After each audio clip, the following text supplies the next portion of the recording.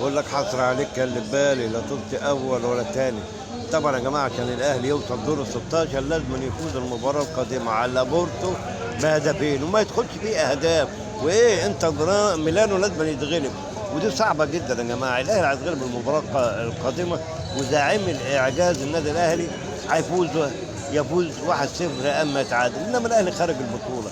مش هو ده الموضوع يا جماعه، الموضوع كله تعال شوف البرامج الرياضية في مصر كلها راحت ورا النادي الأهلي. سيف زاهر وعبد الجواد ومش عارف وشوبير ومش عارف ايه.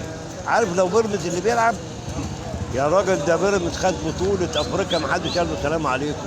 تعال شوف الأهلي بيعمل ايه، وشوف الدولة بتعمل ايه، وشوف مين يحاسب الناس دي.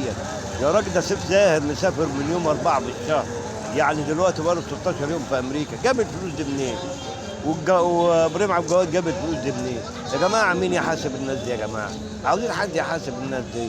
واخيرا نقول للاهلاويه عشان ما يزعلوش، حصر عليك اللي في بالي، لا طلت اول ولا تاني.